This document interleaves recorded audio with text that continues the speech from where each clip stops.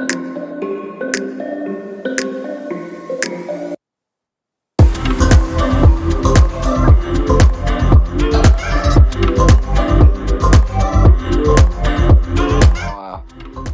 the USL community can be within like a really big country like the US. So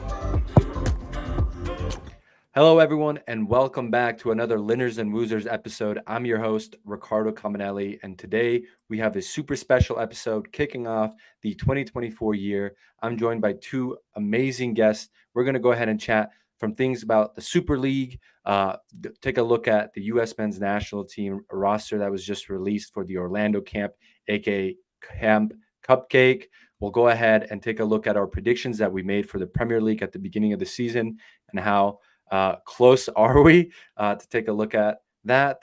And then, of course, we got some games lined up here for our guests here just to go ahead and entertain us. Make sure you guys go ahead and leave a like and follow Linners and Wosers on X, Instagram, and our YouTube channel. You can go ahead and check out that video here. But before we go ahead and get started, I wanted to go ahead and bring on our guest on the show with me tonight. I am joined by familiar faces of Nick Rosser and Ivan de la Garza. That's my way of saying it in Italian. Got a boy. How you fellas doing? Good. yeah, I'm doing good. Nick and I are cooking. This is our second show that we're recording today. We had an earlier one talking about Northern Colorado hailstorm, the January 2024 update, which you guys can go ahead and check out on YouTube down on the link below. But you can also go ahead and check out our most recent episode we've had, Nick, the USL Roundtable episode 3, 8 special guests, including us, on that podcast. How awesome was it being part of that? Oh, it was super fun because almost all the guys are from different teams. They rep different teams, so like you get different opinions from all over the country, and then you realize how small the USL community can be within like a really big country like the US. So super fun to talk about the MLS, USL, Open Cup, just all that fun stuff. Really good time.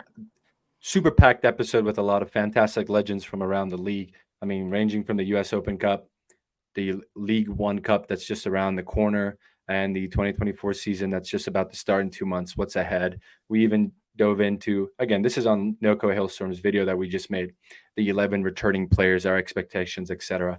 And you can go ahead and check that all out on our YouTube page, on our website. Don't want to go ahead and bore you too much on that stuff because we have so much stuff to talk about tonight, and it's so juicy. A lot of good, fun stuff. And before we go ahead and dive in, Ivan, how are you today? I'm good. I'm excited to join you guys again and excited to talk some footy. Sorry, guys. We are excited to go ahead and get started here. Just to have you guys' insight on World Footy. I mean, we're talking everything. Let's go ahead and get started here with some pretty big news that shocked us this morning. This is from our Mia San Mia outlet. You can go ahead and find that on X. Bayern Munich and Germany legend Franz Beckenbauer has sadly passed away at the age of 78 today. And then we said form is temporary, class is permanent. Yeah, class is permanent. What a fantastic player. Arguably one of the greatest defenders of all time. Yeah, he's a World Cup winner. He's a Champions League winner. He's a Bundesliga winner. He's just a winner, and all he did was he put Bayern Munich on the map for European football when it comes to prestige and putting them at the level of a Real Madrid, at the level of an AC Milan, as a Juventus. Yeah, so the Beckenbauer was that guy. He's arguably the greatest defender of all time, and that's all we could say. Just lost you there for a second, Ivan. Ivan, you had a fun fact to share about Franz Beckenbauer. Yes. Actually, two people that died this week. Mario Zagallo, who some people may know as a coach. I've known him as a player. I knew that he played but he also was coach for Brazil in 1970. In the same World Cup that Franz Beckenbauer played in the game of the century. Was playing in Mexico.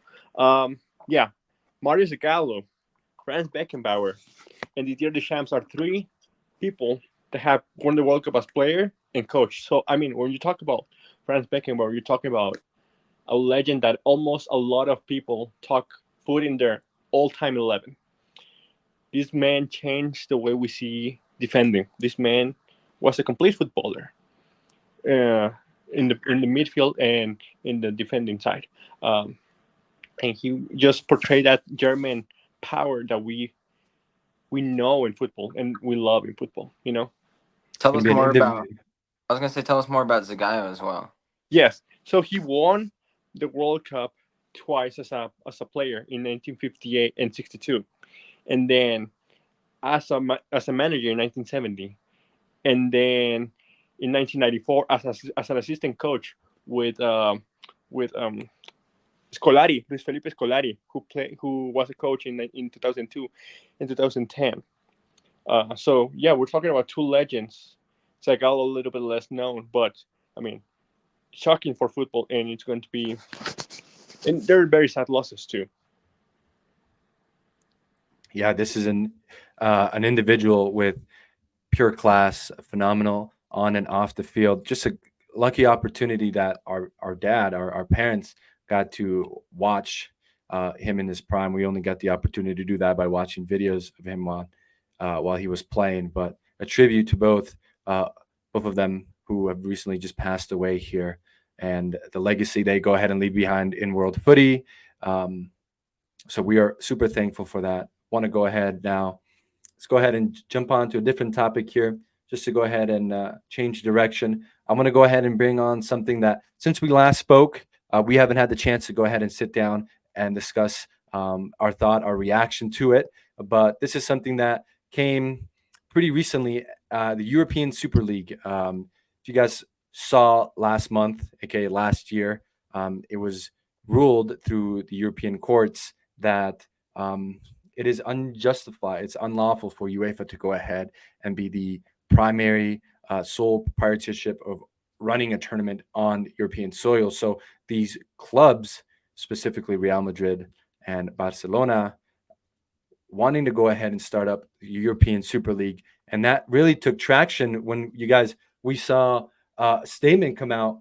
This is from A22's website. So this is their proposal. This is the men's competition, including 64 clubs across 3 leagues: a Star League, the Gold League, and the Blue League. The Star and Gold Leagues have 16 clubs each, while the Blue League has 32 clubs. So the Blue League, the bottom of that pyramid, that's where most of the teams are going to be. All clubs will play in groups of 8, including home and away, resulting in a guaranteed minimum of 14 matches per year. So just wanted to go ahead and show you guys a visual that they posted on their website, on A22's website, that compares the current Champions League and Europa League format with the A2022 proposal, with starting off with what they probably consider their biggest package is the fact that it's free viewing of all live matches, whereas the Champions League and the Europa League, currently it's not. They go through network providers. Paramount Plus for Champions League and Europa League. Access based on sporting merit. Both competitions have that home and away throughout the competition. Apparently, they're saying only A22 will go ahead and have that. Participating clubs is going to go ahead and decrease a little bit. But again, they're splitting it up into the Star, the Gold, and the Blue. And it's not going to be Champions League, Europa League, and the Conference League. Minimum number of matches played per club, 14 compared to the Champions League, 8 group stages. Again, if you crash out of the group stages, that's it. Whereas in this league format, you would get 14, 19 match weeks. That's both competitions. And then governance, the participating clubs will go ahead and govern this competition. And compared to currently right now, the UEFA is running the UEFA Champions League. So just wanted to go ahead and show you guys just a quick summary of the Super League before we go ahead and dive in on our initial thoughts. Before actually, I forgot to mention, now, president of UEFA, he went ahead and said, let them go ahead and have Super League, all 2 teams participating. So just a quick jab at the competition that once the season will go ahead and start, it's mostly just going to be Real Madrid and Barcelona, because the moment that A22 made this announcement, guys, you remember we started seeing teams and even leagues in general, like La Liga, and League One come out and say that we do not support this. We are not going to go ahead and participate this. Some of the big Premier League teams that did try to go ahead and form the Super League before it went to court now came out and said, no, we respect the integrity and the traditions of the European game. Now we're not going to go ahead and join. It's only a small list of clubs that are interested in participating in the Super League. And you can see that narrative has changed. And it seemed like tensions were a little bit hot at that time, but now it's cooled down a little bit. It seems like it's off the media, but I wanted to bring it to you guys. Your initial thoughts, discussion with this Super League thing. Do we want it around? Should we just kick it to the curb? What are you thinking, Nick? It's definitely better than 1.0 version of the Super League where I don't even know, where they just had legacy clubs that just stuck around in the groups. But like, all right, first I want to make a joke. Like, who names these divisions? Star, gold, blue. I get it's for the European flag or whatever, the European Union flag, but man, it just seems like our 10-year-old little brothers can name that, you know what I mean? Yeah. I'm not a big fan of this because I've seen free broadcasts. Free broadcast isn't the best. From FIFA Plus to YouTube, like Bleacher Report US type Open Cup. broadcasts. And I get it would be big clubs, but I just don't see it being like a viable thing, like a too profitable thing. Especially because TV money is one of the biggest things in sports. Another thing I'm thinking about is I think it said something about like you get, based on your domestic results, you get jumped into the bottom division per se. I just think it's like a huge mountain to climb, even from, I think it's how many teams get promoted? 1, 2 from each It's not that division. many. I'd have to check their website, but I'm pretty sure it's less than 4. Let me take a look. Yeah, I think it's like 2 or 1 even. And I think like that's just a big mountain to climb, and I think it's not as open as it would actually suggest. It actually would take a massive mountain, because think about it, who's actually going to be getting into the bottom league based off their domestic results if those star teams, those gold teams are going to constantly probably be winning the domestic league, the domestic cups anyway. So I'm just not. I just think it's like a facade. The whole Super League, this A22 version, especially because everyone else they've kicked it to the curb themselves. Like the Prem top 6, that's who they want. It's They'll never exactly who get they want. they'll never get the 50+1s in Germany. I was super shocked to see PSG just kick it to the curb super quick, because they seem like the kind of club in the shadows that kind of might be orchestrating with this. You know what I mean? But no, I have respect to them. Big So Serie no, A clubs on board. not a big fan. It just seems like the teams that are on board are the teams that have shot themselves in the foot financially over the Yes. last couple decades. Yes. Real Madrid definitely have debt that they're not speaking about, that they're definitely bypassing. They're totally about this because they can get themselves debt free with creditors or whatever. They can Barcelona. You already know. Everyone knows their situation. They're definitely on board because they're no longer the club I recognize growing up. And then yeah, Italy is just it's sad right now. Yeah, all the big Italian clubs are hopping on board to go ahead. And you mentioned it. It's because they made poor financial decisions in the last decade. Ivan, I wanted to ask you, being a Real Madrid fan, Real Madrid is leading the race to go ahead and start this Super League. How does it feel? First of all, are you in support of the Super League? Go ahead and let us know. I think it's a kick in the leg for football in general. It's a kick in the nuts to history of football. You talk about Champions League and you hear history, but now that history is being erased because of money, and it's really a shame that Fiorentino Perez, please don't cancel me, Fiorentino. It's going to be leading the charge, which we knew. What does Florentino Perez mean to football? Some people may say that he's a financial connoisseur, which he is. He's good at making finance sometimes. But the football side, sometimes he leaves it behind. And that's what the fans care about. That's what I care about, and I'm sure that's what you guys care about, the football, not the economics. And this is much more about, like Nick said, the economics and the politics. And it's very sad that the best team in the world, best team in history, is leading this charge, and it's a shame. Yeah. You guys have any other final thoughts wrapping up the Super League? Again, it just seems like we're all on board on the same that we're not. This is just hurting football's traditions. I mean, it's just kicking itself in the leg, announcing it that it's coming out. First of all, the big teams not wanting to go ahead and participate. Not a lot of, I guess, support from fans online. It seemed like a lot of people were against it the first time. They're against it the second time. And then now that, UEFA has been ruled out that they're not the judiciary body on this, they're not taking a more aggressive approach. Do we think Real Madrid, Barcelona, and some of these other teams that are trying to start the Super League, should they be punished by UEFA? I'm not sure yet if there's like enough leverage to, but absolutely should be punished in some way, in some sort of. What do we see as a punishment? What do we see as a punishment? Not letting them compete in the Champions League? Financial, I don't know. I don't know, maybe some transfer bans. Transfer bans. I'm not gonna lie. If Real Madrid is transfer banned for the next 3 transfer windows, they still have a solid core of young fellas. Exactly, but then you prevent them from getting, let's say, Mbappe for another year, who will make up his mind. Ultimately, from.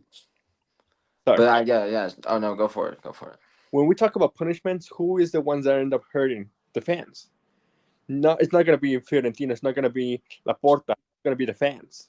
They're going to be hurting, because if you do a transfer ban, and if you are missing a few key players, you're going to be stranded in the second half of the league, let's say. Or if you ban them from the Champions League, they're going to miss out of that experience, and it's going to be just sad for the fans.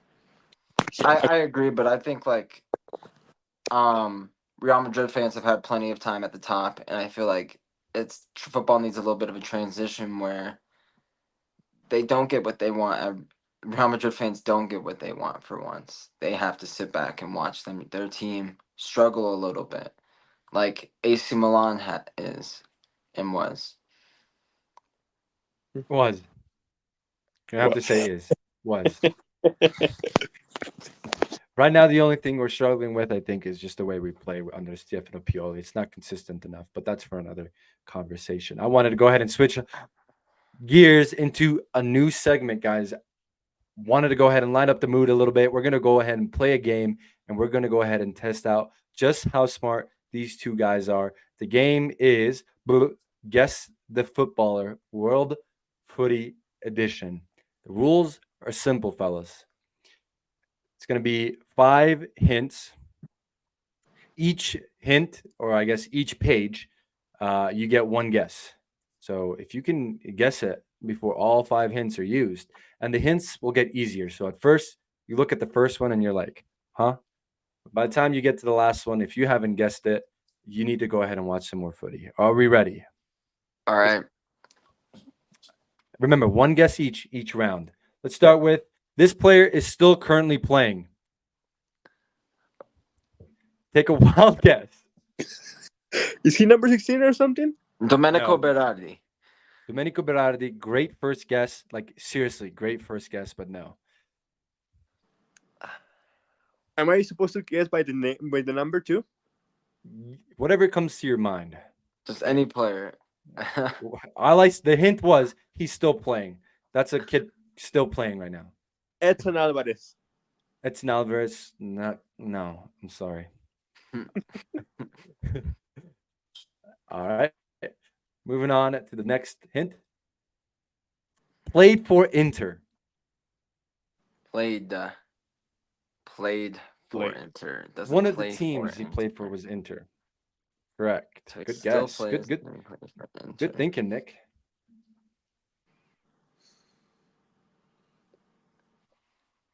Ericsson. Yep.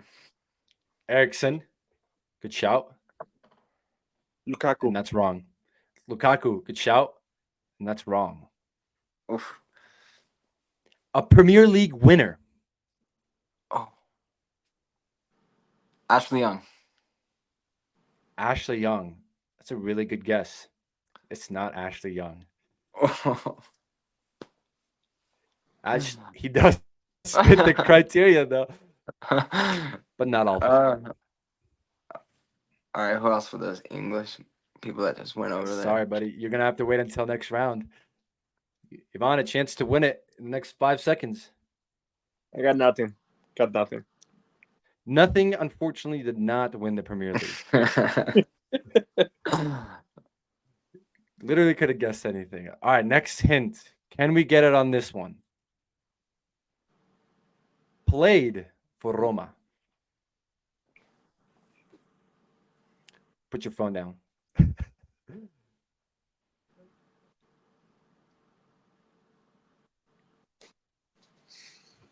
Ivan, 5 seconds. Nick guessed earlier. Let's hear something. El Shaarawy. I don't know. That's what I thought. But he didn't play for Inter. That's the first team that came to mind. Lukaku would have been a good guess if it wasn't for the Premier League thing. Yeah. El Shaarawy did not play for Inter. That's correct. Sorry for the shout. Nick, a chance to steal it, because if you guys don't get it on the last one, I might have to end this video recording, fellas. Chance to steal it, Nick? Dude, I don't know. I'm drawing blanks right now, but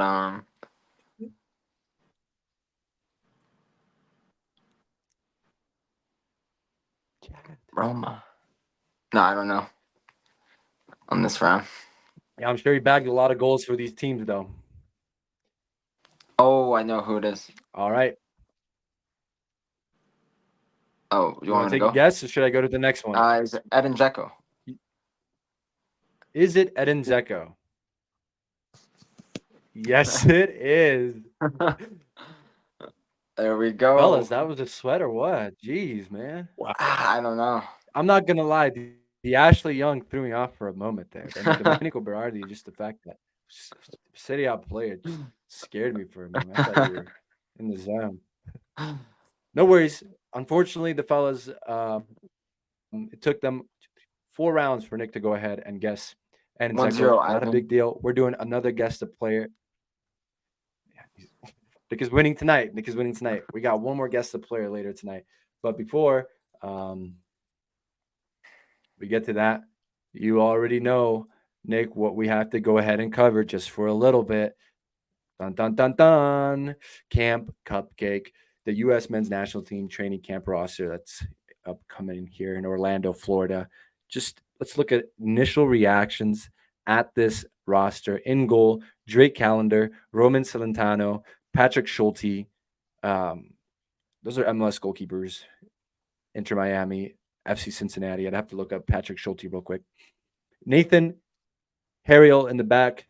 DeJon Jones, Shaq Moore, Ian Murphy, Jackson Rajan, Miles Robinson, James Sands, Nkosi Tafari, John Tolkien, Caleb Wiley, with Miles Robinson and Shaq Moore being the 2 more senior experienced players for this roster. Miles Robinson just getting that big money move from Atlanta United to FC Cincinnati. In the midfield, Joshua Atencio, Ezeal Jackson, Jack McGlynn, Aiden Morris, MLS champion Aiden Morris, Timothy Tillman, Sean Zawatsky, and then our forward depth, Ismir. Oh my goodness. This one's a hard one. Ismir Bashraktar. Kate Cowell, Bernard Kamungo, Diego Luna, Duncan McGuire, and Brian White of the Vancouver Whitecaps.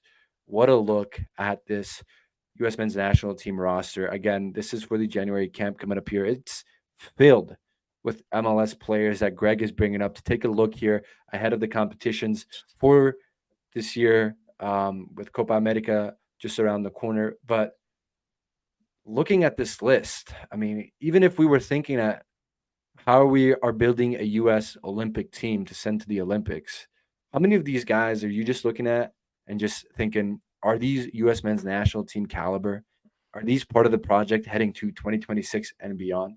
Well, let me just throw in if these are going to be our Olympic guys that we're going to go in to shoot for gold, then I think some of them are just being tested out, obviously, because this is Camp Cupcake.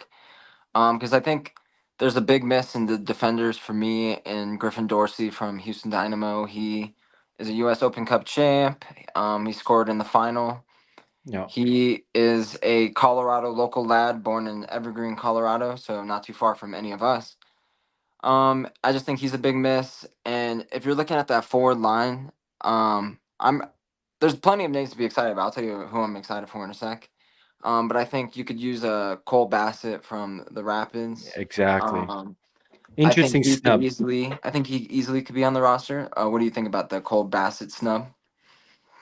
Yeah, the Cole Bassett snub, especially how he ended up, how he ended the season, was surprising to me. I thought this is a guy who's still trying to go ahead and fight and get a spot on the men's national team. So coming into this camp and the Olympic roster, it should be a goal set for Cole Bassett. So it was a little shocking that he didn't get the call. To this roster here. I mean, there's a few other ones that to me just I'm surprised they're not on this list. For starters, like Chris Brady for the Chicago Fire at the goalkeeping position. I'm surprised that Shaq Moore is getting the call. Brian White. I mean, Brian White, don't get me wrong, had a pretty nice season for Vancouver last season, but the number 9, I think at depth is pretty deep. It's pretty deep. I didn't think of Brian White to be in my top 10, to be honest, but I Diego thought Luna. Brian White in 2021, but not really a 2024 and beyond look. So I definitely don't see him being on there over a Cole Bassett, for example. Well, just excluding the guys for an A team, maybe even some of the B team. But if we were to make an Olympic, roster, uh, what we would take, looking at some of the guys like Kid Cowell, Diego, Cole Bassett. I mean, there's few of the other guys right now meant at this 9 position. It's just surprising to me uh, who who we're giving a look at for this January camp. That doesn't really mean a lot. A lot. Does that make sense? Definitely, but it's still a good shot. And when MLS has got a good off season, and some of these guys finally get a chance to go with the national team instead of playing for their clubs where they don't really get, some of them don't get released, or example. But like, I don't know. I'm really excited for like the Diego Lunas, like you said, the Duncan McGuires, the Jack McGlynn's, the Ada Morrises, and Tolkien Wiley's.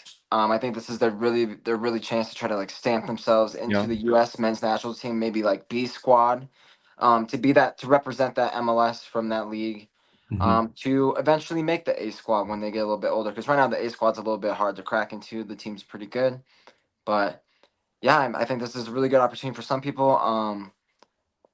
Yeah, I mean I'm not too I mean, is surprised with the list. I'm not too surprised to be honest. is is this a roster that Greg takes with him to the Gold Cup? I mean, he has Miles Robinson for that experience, the same way he took Matt Turner last summer. This is this could be his best MLS like. I mean, I'm Uh, looking at that midfield right now, and that midfield, MLS wise and the age wise, it's nice. I'm looking at Joshua Atencio, Aziel Jackson, Jack McGlynn, Aiden Morris, and then captain Timothy Tillman. I mean, I'm not sure how much his brother had to say on that, but that's a solid list of midfielders, and as well as the defense. And you mentioned with John Tolkien and Caleb Wiley fighting for that spot to go ahead and be on the U.S. men's national team B team. A name that went unnoticed here that I had to do a little bit of research, reached out to my friend Kenta, who covers FC Cincinnati, is Ian Murphy. This is a guy that now FC Cincinnati just brought in Miles Robinson, and they have Matt Miazga in the back, and they're looking to go ahead and play 3 in the back. And if Ian Murphy is going to go ahead and be that third center back, you're looking at 3 U.S. men's national team center backs for one club team playing in the back, getting that chemistry, that experience. So the only positive I see from this, Ian Murphy and Miles Robinson in this camp, is that they get to go ahead and hit the ground running early, get to meet each other, get a feel of how they play, get settled in early. Talk about FC Cincinnati as the MLS season comes around. But yeah, Nick, is this our best MLS? I mean, I don't think so. I think you're still missing some I think there's some older big names. MLS. Yeah, I mean, Kellen Acosta is still a guy from MLS that you want to go ahead and And bring. I wouldn't be. there's some Yeah. big rumors about some players wanting to switch dual nationalities, like Hani Mukhtar and Teles Magno from New Well, York City FC. you also have Brian So Acosta. Not Brian uh, Acosta. Luciano Acosta. And you see all. I mean, he plays for his national team, I believe. But He's trying to go ahead and make that switch over to. oh yeah, you're right. From Cincinnati, him, that Acosta. Yeah, and you see potentially by 2020, by 2026, you might see some of these guys be able to switch, and we might need to. Some of these guys will probably get the boot out of this lineup if those guys do make the international switch, and then you'll have to integrate them almost immediately if they want to be in contention for the World Cup. So we'll just have to like wait and see. Like we said, this is Camp Cupcake. This is not the most important national team camp of the whole year. It's always the least important camp of the year. However, it's going to be fun to see the red, white, and blue out there again. Of course. Yvonne, what are your first reactions to seeing this U.S. lineup? Any team can benefit. Any national team can benefit from new players. I mean, as you said, you have the opportunity to create a new standard for new generation for soccer for U.S. national team players. Also, fun fact: Kate Cowell has been linked to Chivas from Mexico in recent days, so that's something to look at. But again, any team can benefit from. I mean, any national team can benefit from having new youngsters, and definitely it's going to be a good outlook for the world, for the national, how the MLS can play in the world stage, especially the Olympics.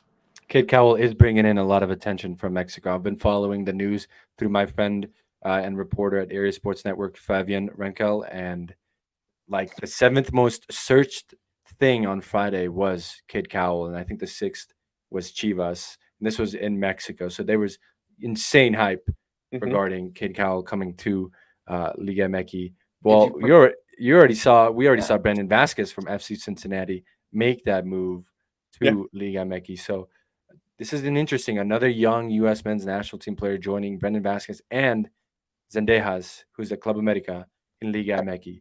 I think you're starting to see the natural occurrence of if only like the MLS soccer war with the rest of the U.S. lower leagues would end, but you're starting to see like the natural progression of the transfers between leagues within North America from even Costa Rica or I mean Panama up. That's North America where I'm taught. I know America is America, but you know what I mean. I think this is the natural progression. You're going to start seeing Brandon Vasquez's switch over while you still have Hector Herrera's and the Chicharitos, even though he is leaving. Potentially, I heard or already did. But you're going to start seeing this league crossover, and I wonder if like is this a good enough move for Brandon Vasquez going over just straight to Liga MX from MLS? Is it? Do you guys think that's a league? Is a move up? Is it a horizontal move? I consider the MLS a step above Liga MX at this point. I mean, look at Kate Cowell. This is going to be a big move for Chivas because Chivas has a tradition of only signing Mexican players. So this would be a huge, huge move for Mexican Liga MX and Chivas in general. Um, but yeah, we're seeing that, as you mentioned, Mexico was not able to qualify for the Olympics, and this is going to be very detrimental going into the 2026 World Cup.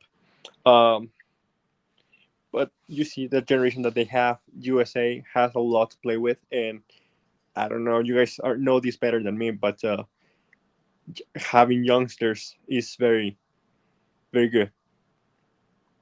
I think Well, it goes. It's really interesting that the coaching staff and the federation is looking at Liga MX and the guys who are going there, like Zendejas. If they're performing, they're getting the call up. So I don't think that comes into a factor anymore from these young guys. If I'm going to go ahead and go to Mexico, a rival of the U.S. men's team, am I going to go ahead and get a call up? In terms of quality of the football, sure, maybe the physicality is a little bit better in Mexico, but in terms of quality and the amount of games that you play and the longevity in the season, I think they're practically par to par. You're playing all over the country against different teams, Eastern Western Conference. You have the domestic cup and then the new introduction of League Cup, which you also face off against Liga MX team. In terms of football culture, it's totally different. I think it's going to go ahead. He's going to go ahead and step into something when he steps into these stadiums that are packed and loud, something different than MLS. I think this is closer to European ball. If that's the overall end goal here, to push yourself to the best top leagues, this is a start. Just putting yourself in the atmosphere of a Chivas versus America game, for example. Putting yourself in the shoes of what's another big Cruz Azul. That's another big team. Tigres. I know they're massive. When I was watching it, they had Gignac. Yeah. And then Toluca, man. Toluca fans came to Colorado and they outfanned the Rapids on a rainy night in Commerce City. So I'm It's just not hard. saying, Also, go ahead. realistically, all due respect to the MLS, but when you look at I don't know how old Kate Cowell is, but if you want to be looked at in for Europe, Liga MX is a better market than the MLS. All due respect to the MLS, but historically the Liga MX is a better market. Going Yeah, I'd for you. like to go ahead and see the data on that nowadays. Compare and contrast. That's an interesting, it's an interesting point that you bring up. But this is hopefully a wave. If the competition is tougher and at the same time you're bringing a bag and you're still getting the call up, these young guys, if they're making a move to Liga MX, shouldn't necessarily be way too bad. I mean, MLS fans, they've heard it from Euro fans and other footy fans who necessarily don't follow MLS say that this league should be purely used to develop these young guys and then push them abroad, push them to a more competitive league. Because essentially, we want these guys to be playing on the best leagues, on the best teams. Doesn't have to be the best teams, but in the best leagues to compete. So come when they have to go ahead and get called up to the national teams, we're fielding guys from the top of the Serie A with AC Milan and Juve rather than, no disrespect, Seattle Sounders, Houston Dynamo, LAFC. Makes sense? So perhaps in these eyes and the path and the progress, they're seeing that, hey, Monterrey is the step for me. This is Brandon Vasquez. This is a guy who was linked with Udinese and Borussia Mönchengladbach. So Serie A and the Bundesliga. And now he's seeing that maybe those options are no longer on the table. And he maybe got some other offers from lower on the table teams, but he got a chance to see how Ricardo Pepi's career went. So he maybe took a step back. There's a lot of factors that went into this. So the decision to go into Liga MX, I'm cool with it. This is pretty cool. This is another step of Americans going abroad and testing themselves in a tougher league. MLS is getting there. MLS is getting there. We also Maybe got to one day for realize our that, kids. we also got to realize the game is not only played in Europe, so it's just Yeah. Right. You're gonna still.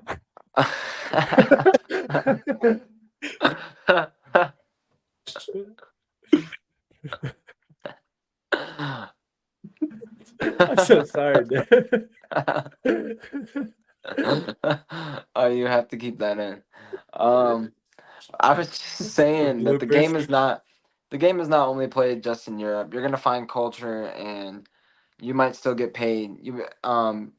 We're finding it within our own domestic players that they're having a little bit of a more or just like a dilemma within themselves that yes, we can get paid more in the MLS, or do we want to like go challenge ourselves in Europe to go to a PSV, to go to a Heracles, to go to a Liga 1 club when they can get paid more by a Seattle Sounders. Right. So I think we're also at that cross point where it's not Europe's not the only destination to secure funds for your family because at the end of the day, different people have different motivations for why they play the game. Right. Carlos Vela, if he cared, could have been Messi. Nah, but he could have been a little bit better. You know what I mean? Could have had that motivation. But yeah, that's all I got to think. I think this U.S. men's national team roster for Camp Cupcake is solid. I think it's showing showcasing a lot of the young talent that MLS has to offer right now, and we'll just have to see where a lot of these lads do end up on the Olympic roster, or let's say Right. U.S. men's national team B team or A team rosters in the future. Let's go ahead and move on from the U.S. men's national team Cupcake roster, and let's wrap it up on the last guest of footballer. This is USA edition. The fellas, same rules as before. Yvonne, you're down 1-0. You'll get to go ahead and start with the first guess. This is USA edition. So, not played in MLS, not lived in the US, is not allowed to visit the United States because of the law. So, but this is US men's national team. Okay. First hint. I played with Houston Dynamo? Man, I'm gonna sound ignorant if I'm wrong. Jermaine Jones. It's not. Brian Ching. Brian Ching. It's not. Damn. That was good though. I played with Manchester City. 22 appearances, 4 goals, 1 assist. Wow. Oh boy. Wow. Does he play currently? Is that a thing you can say? That might be a hint that's coming up or not. Okay. No, this is all we get. These are our hints. Boy. Any guesses, fellas? American that played for City?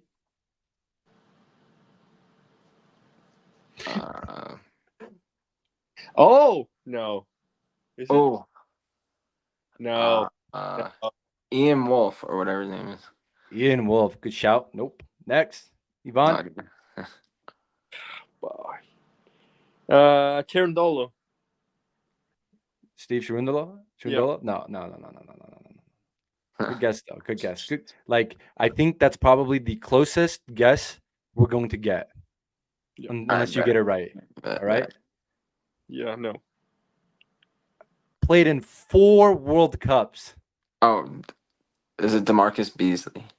Is it DeMarcus Beasley? It's a good Oh! guess. Yvonne? Josie Altidore. Josie Altidore. It's also a good guess. Oh, wait. I think I play fullback. Fellas, are you sticking, changing?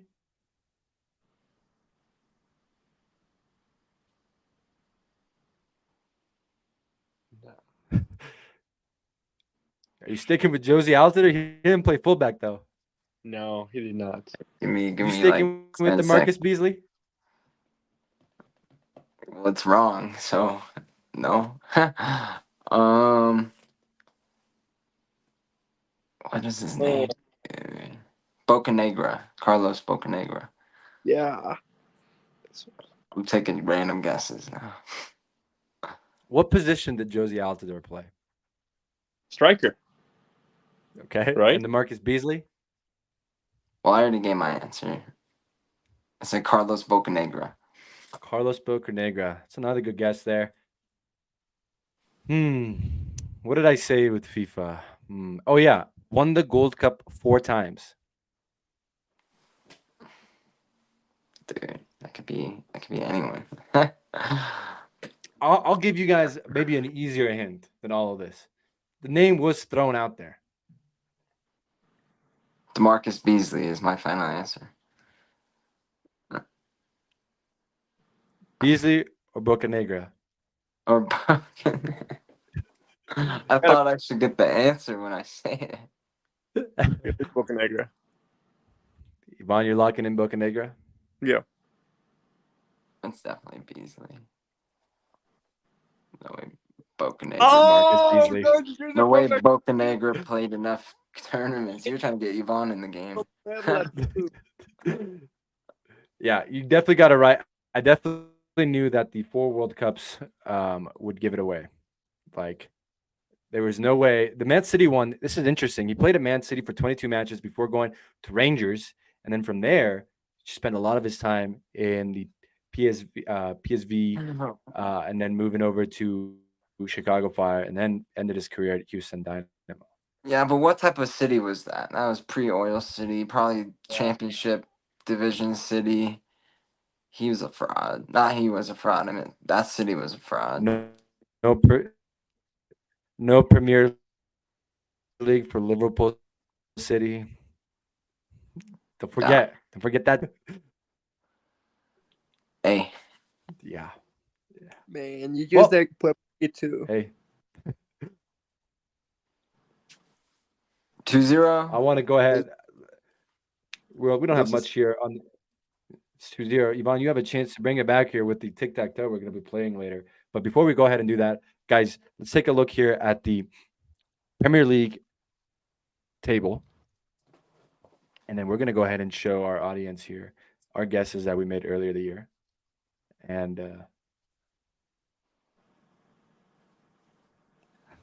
it's not looking good. It's looking good for me. Not my guesses.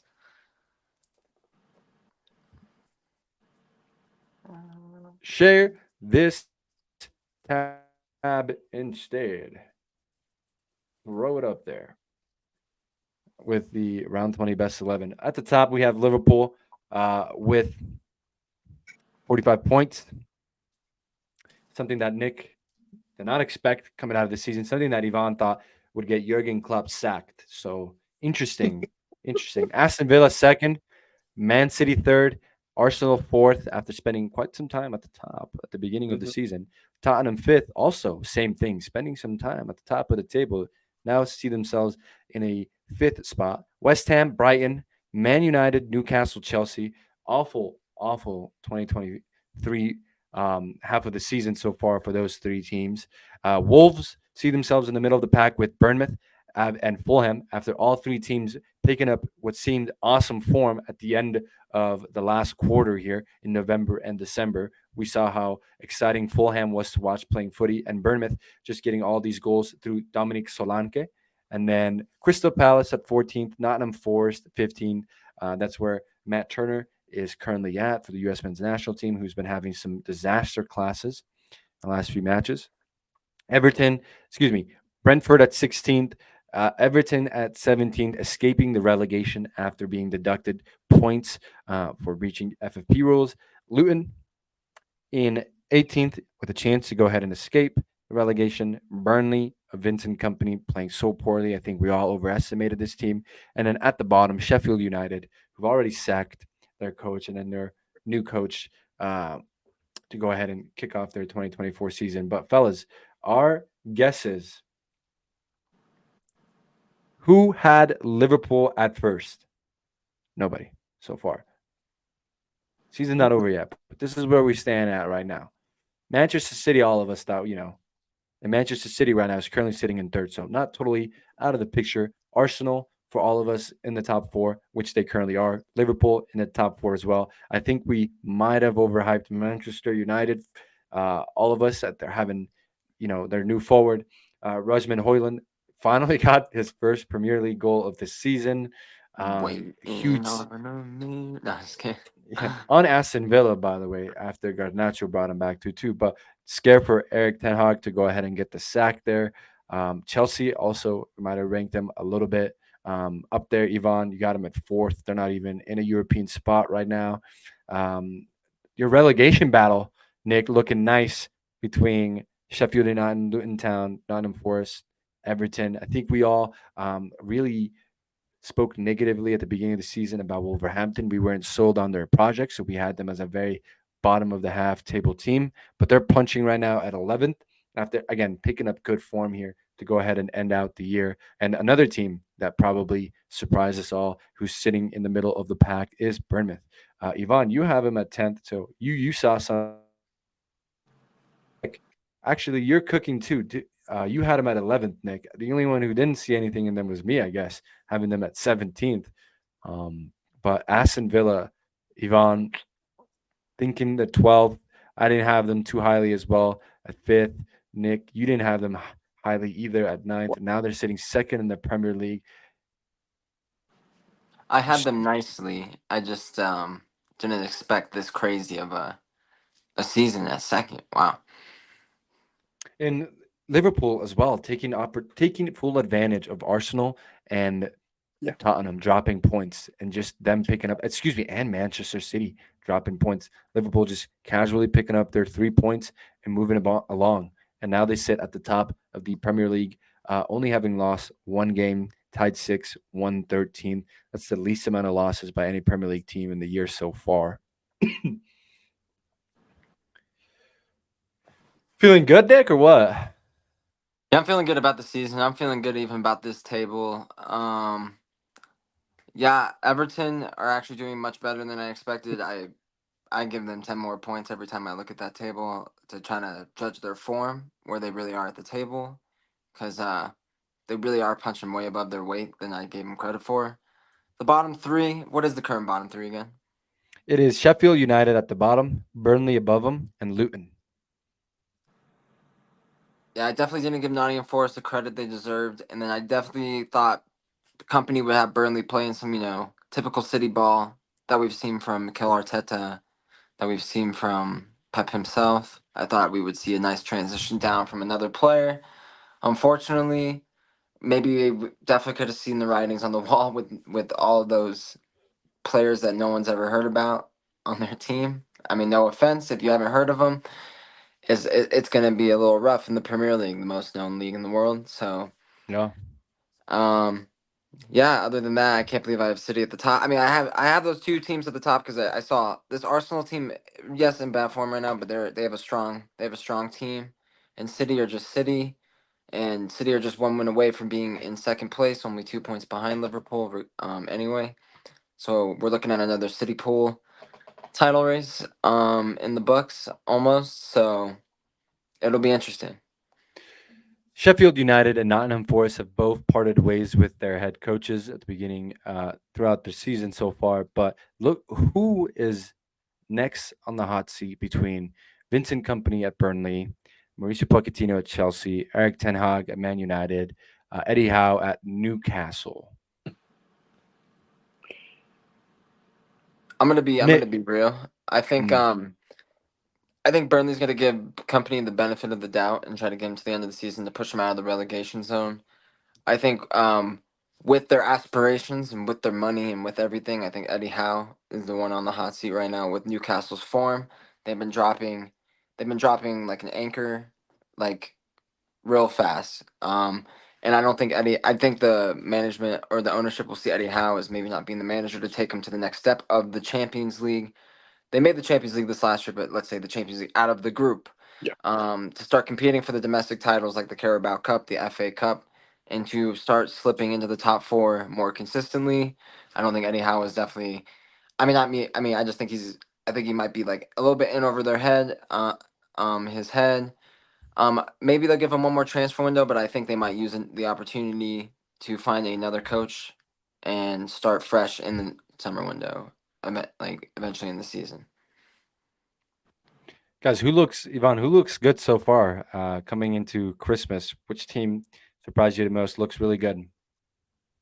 I am really liking West Ham, even though they lost the last game. I mean, I was expecting good things from West Ham, but they have a really good team. I'm not only being biased with Edson Mm. Alvarez, who has been a really good signing for West Ham. He's cooking. He's cooking. Um, Postecoglou has Tottenham playing really well football, really good football. Um, very very disappointing in Chelsea and Newcastle. I thought that Pochettino was going to cook with Chelsea this season, but they're just not finding that poise. They're finding that rhythm. They're not cooking. Um, Is I there is there is there a player right now for you that's really standing out in the Premier League? gotta say West Ham. I'm gonna say also. A player, a Uh, player, a player. oh, Edson Alvarez. Yes, yes, I gotta say Edson Alvarez too. I am very happy to see that Raul Jimenez is waking up a little bit from his 2 year hiatus, uh, drought, Hiatus. hiatus, 2 year drought of not scoring goals. He's scoring 5 goals now. He's on par. He's on par with Julian Alvarez in Hey, goal score. That So whole Fulham team, is yeah, cooking with the CONCACAF talent they have with Jimenez, Anthony yeah, Robinson, Tim Ream, Bobby Cordova Reed. Um, yeah, you'll see. the team is looking good. That team is looking good and they're strong. Liverpool play them Wednesday, and Fulham is also a team that's not to be slept on. yeah. Yep. I'm also Nick, very who is a player for you, Nick? I'm gonna ask that's really been standing out for you this season. I mean, I'm gonna be biased with the Liverpool player, but it's definitely Mohamed Salah. I think he's been the best player in the league, and just him just being able to show it again. I think it's starting to turn fans' opinions to maybe we are watching a generational Premier League talent in front of our eyes, and not even just like Liverpool fans, but like actual haters turning into admirers for Mo Salah. because he's having a brilliant season. He's leading the league in goals and assists. He's tied for the Golden Boot. Liverpool's top of the league. He's going off to AFCON too, so we might see a struggling Liverpool while he's gone. Maybe not with that Arsenal performance.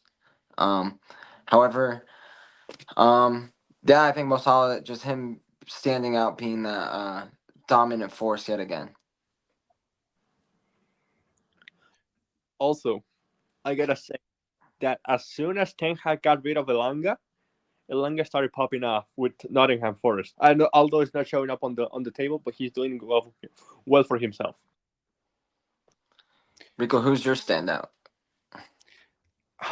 Because I don't know why, but I've been really liking Pedro Porro at Tottenham at the right back position. The right back in the Premier League is so hard to crack in the top three. I mean, from Kyle Walker, Trent Alexander-Arnold, Kieran Trippier, Reece James. Those are just four English dudes, man.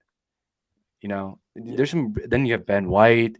I think is another one that can crack in the top 10. But Pedro Porro, under the radar, a player that this season Tottenham has looked really good. He's been instrumental, but their back line most recently has had problems with either suspension or injuries. So being able to stay fit and compete at the highest level while being right next to players like Ben Davies, Emerson Royale, no disrespect to them. Um, and again, Udogoye as well, the other fullback for Tottenham, has been really impressive. But for me, Pedro Porro is a player that stand out really in this first half of the season. I wouldn't be surprised if he gets into the team of the year if Tottenham somehow manages to like crack top three.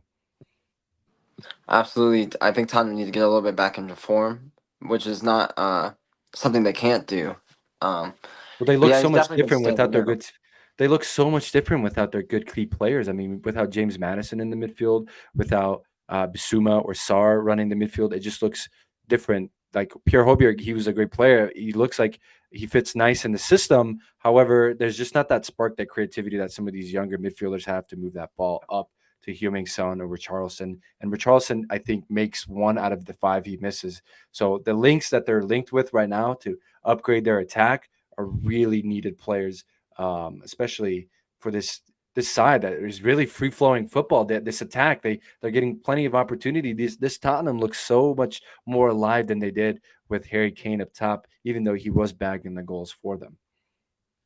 Yes, however, you can still see in the table that Tottenham are pulling a Tottenham, and Of course, they starting off in super fire form.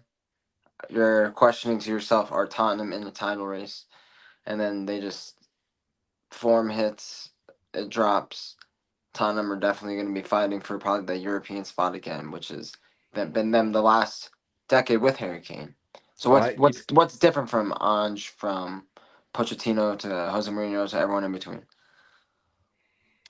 yeah, it's a good question. I was just gonna say it already looks different by the way that the Tottenham plays, just the way that the ball moves. They're moving up as a team, as a unit. It's no longer sit back and find Harry Kane, that lone man, and then join him in the attack.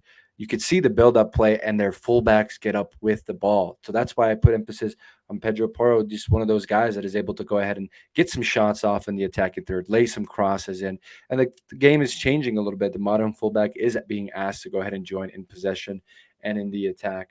This this Tottenham team, you're right. This is a team that they're pulling a Tottenham right now. I don't judge teams anymore in September and August because Everton with Carlo Ancelotti ruined it for me a few years ago. They won the league by October. Remember, they were like 5-0, and everyone thought this is Everton. But no, that's just that summer body weight by a lot of those players after pushing themselves really hard the season before and spending their summer in Ibiza. They get a little beer belly. They come back. That's why I don't rate the August and September. You really have to wait until you're really deep into the season, that December through March, where the fixtures get a little bit congested, where the players are really pushing themselves, staying healthy, continuously competing in these competitions. But Tottenham, Tottenham can do it. If they get into a top 3 position, I'm just wrapping it up to Pedro Porro. He can be in the Premier League 11 over some of these big names like Kyle Walker, Kieran Trippier, who Kieran Trippier has been consistent for Newcastle, but Newcastle has not been consistent. I think Kieran Trippier has fallen off a cliff for Newcastle, and it's been seen in the form. Like I've been kind of wondering about if Kieran Tripper's all right, because man, his form has dropped so bad, and he's been costing Newcastle in almost every game. So your boy Pedro Porro probably has an opportunity to jump over a Trippier, and I think he's probably competing just with Walker. You'll have to look at Aston Villa's lineup too. I think it Matty could be Cash, Matty he's Cash. cooking right Yeah, now, right back. But Matty if we're Cash. just looking at England right now with the way that Kieran Trippier and Reece James, inconsistency and injuries, you a Liverpool supporter, Nick, Trent has to be right behind Kyle right now in the depth. Has to go Absolutely, 1-2 but right I now. also think Trent's going to be in a position where they're gonna they Play might him higher toy up the with field. they might play Declan below him with Bellingham right next to him, and you might see something different because Trent absolutely has shown his class today. He would have been my second player, just being biased of players that's really stood out this year. Trent is an absolute monster. He's become the Arthur Rodgers of the Premier League. Just by simply how he plays the game, though, by going up in the midfield, by going up and delivering by creating all the chances. If you know, I'm a Hailstorm fan, and that's where the Arthur Rodgers comes from. But yes, Trent. I see Trent playing higher up, so I think the sky's the limit for that right back position for the English national team and even that Premier League 11.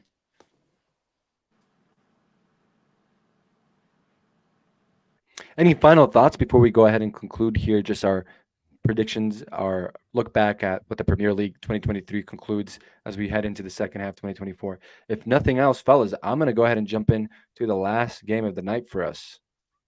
Shoot, wait, can we do a quick maybe we'll throw it out here halfway through the start of the new year.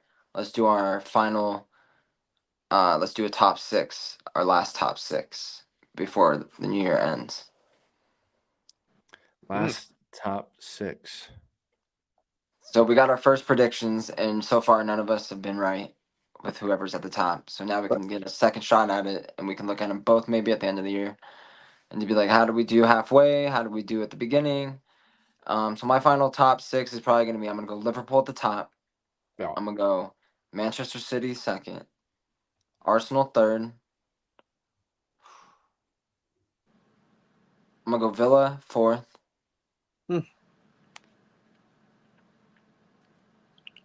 This one's tough. I'm going to go, I think United's going to have a resurgent second half of the season. I'm going to go United fifth, and I'll go West Ham sixth. Dang. I'm going to go. Yeah, I'm going to go with.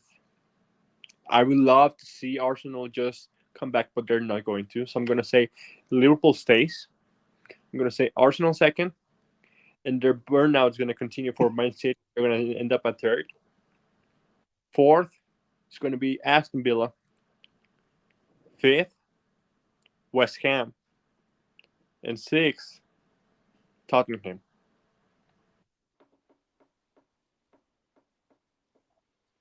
Okay. It's a good solid top 6 as well.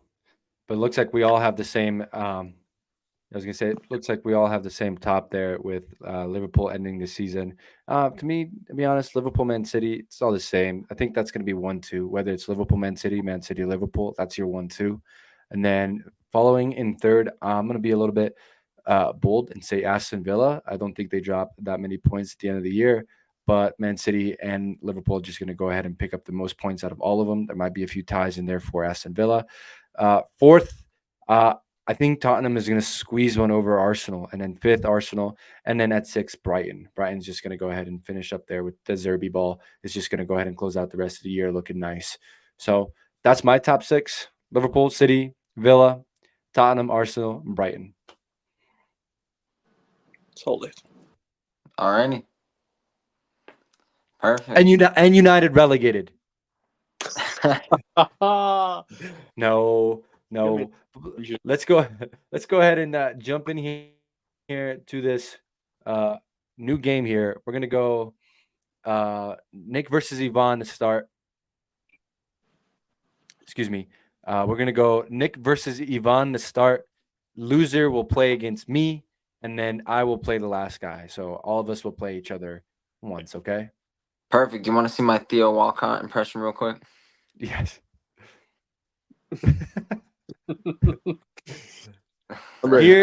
It is. Yvonne, I'll let you go ahead and start first.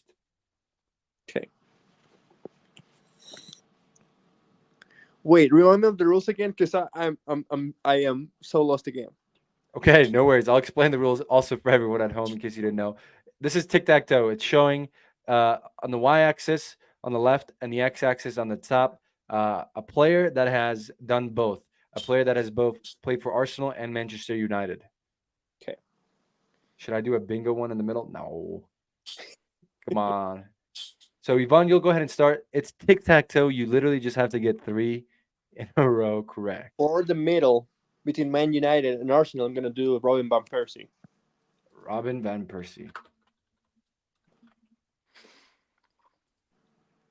Correct. For the bottom right corner, I'm gonna do Lautaro Martinez. Okay. This is oh, okay, no, it's not correct. Okay, for Atletico Madrid and Copa America, I'm gonna do Miranda. The ball knowledge on Yvonne, bro. Bringing out Miranda. FIFA card. Crazy. For Inter Milan and Champions League, I'm going to do Samuel Eto'o. Ooh. Ooh. Not Lautaro Martinez.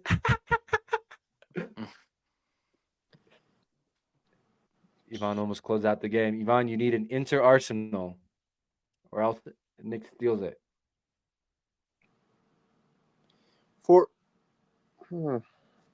For Man United and Champions League, I'm gonna do Wayne Rooney. Wait, what's so funny? No, I'm not gonna tell you what's so funny because I already said it once. So we're going in Rooney. Now, Nick with the chance to win it right here. Oh shit! Inter and Arsenal. It'd be easy hard, in the bag. Oh, I can't think right now. What? All right. I'll give you a hint. He's playing for Inter right now. Oh, yeah. Oh! Henrik Mkhitaryan. Oh, my God, bro. I got it. Mkhitaryan played for Arsenal, bro. I got it. I know, but I don't know how to spell it. Okay, it doesn't matter if you got it. He won because it is Mkhitaryan. If I know how to spell it. Ready? MK. I got you. MK H. Shit. Oh, okay, here we go. I was thinking of Alexis Sanchez, guys. Yeah, damn it. Oh, shoot. Not a worries. I'll go against Yvonne. You lost here, so you do have to go against me, and I'm going to go against Nick. So I clicked play again, and we have Senegal, España, managed by Pep Guardiola, managed by Klopp, Arsenal, Olympique Marseille. I'll let you go first. Okay. Senegal and Klopp, I'll do Keita.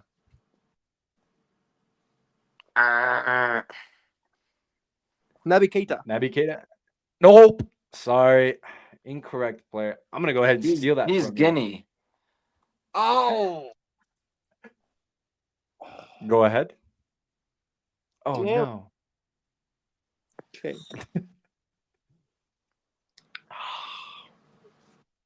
Okay. Spain, Arsenal, Cazorla.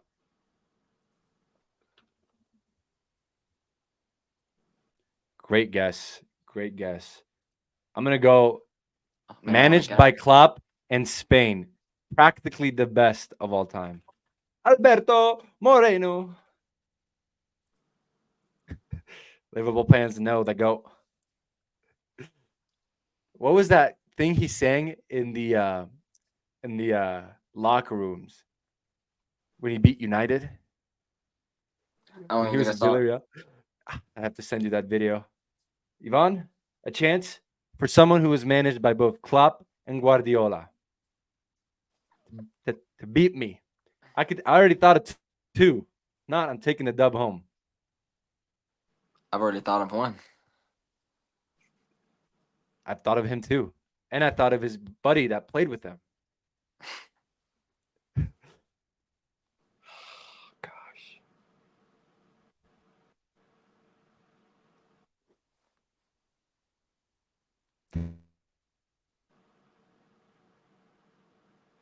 Damn, it's so easy, but I can't.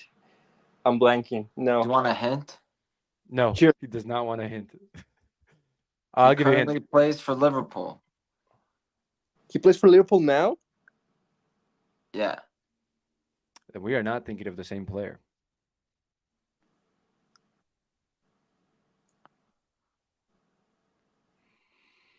Shit. His country is on that screen.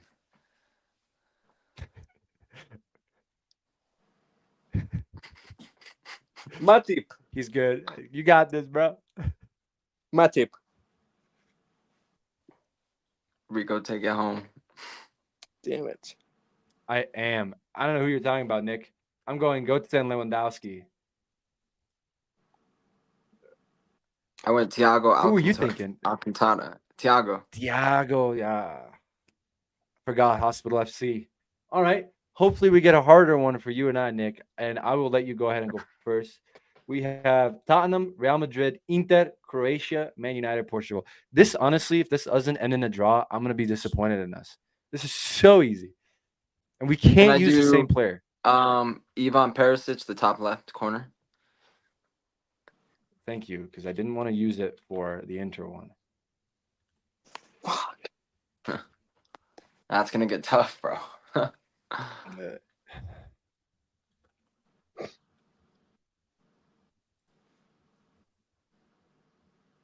Oh. Can I do shoot. Ericsson for United and Tottenham. That's a good one. Not Darmian. I didn't pick that one. I was doing United. You said and United Tottenham. and what? United I'm and so Tottenham. sorry. I don't even It's think all I can good. go back, bro. It's all good. I'm sorry. We'll make the comeback. Can I go back? Yeah. It fits. Here, All right, next. I'll do one for you, bro. I'll do one for you. So it's even.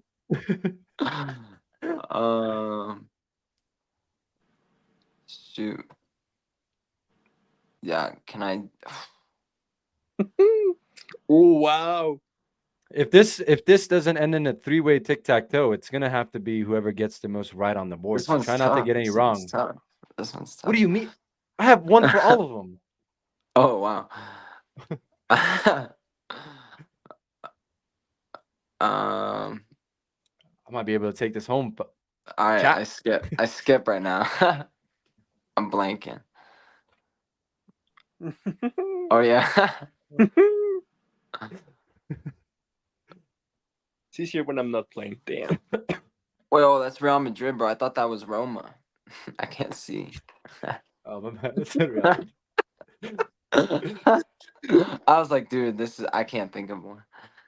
Chris Smalling would have worked if this was Roma. Shoot, this one's tough. That's this one not going is crazy. Crazy. Yeah, but why would I go for that one? I need to save the game. I don't Oh, think well, I was I- gonna say I don't think we can win anymore. It's just whoever can get the most now. No, you can win. I mean, technically still, yeah. Go ahead. Go ahead. It has to be it can't be the same player. So you know what? I am gonna go for the dub, guys. I don't think Nick's got these. I don't think Nick has this. I don't think Nick has this. He's joking. No way. Modric and Real Madrid. I know that one, but like, You going for it or what? yeah, go for it. Yeah, I'm we trying to said you need to win. get on the board. You trying to win? You couldn't I'm trying think to of stop a you from winning, Portuguese bro. Real Madrid? You can win right now. How? Right here? Portuguese Inter. Where's-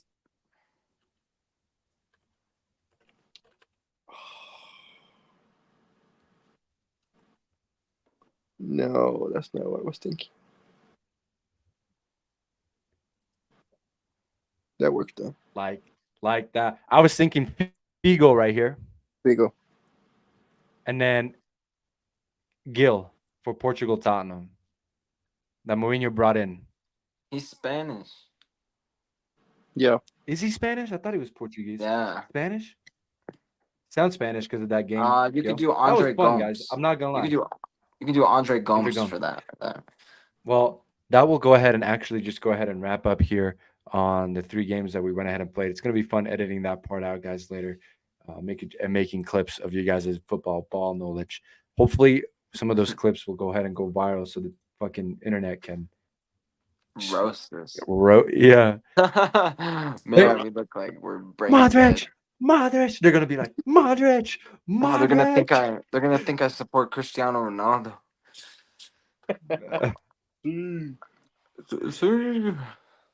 Well, guys, I will have to go ahead and wrap it up here just because I have to get to footy. So Sure. Absolutely, yeah. Go kick your heart out. let me go ahead and do a close here. And tonight. All right, guys. Thank you so much for tuning in tonight to a very fantastic and so much fun of an episode. That doesn't even make sense. But I'm joined here with Yvonne and Nick Rosser, Linners and Wosers gang. My name's Riccardo. We touched on the U.S. men's national team Camp Cupcake roster. We talked about the European Super League. We looked back at our predictions of the Premier League when the league started compared to now in January. We even tossed out our prediction for how the league is going to go ahead and take a closure at the May. Our top 6 looks like we all had Liverpool finishing at the top, winning the Premier League. So stick around. We'll revisit that in May. And we played some games. We played Guess the Footballer, where Nick defeated Yvonne 2 times, guessing Edin Dzeko and DeMarcus Beasley. And then we went ahead and played some football tic-tac-toe, which ball knowledge needs to increase, guys. You need to I promise next time. We'll do better. We'll do better. Thank you guys so much for tuning in. Make sure to guys leave a like, a follow, a subscribe on Linners and Wosers on X, on YouTube and Instagram. My name is Riccardo with Nick and Yvonne. Ciao, ciao.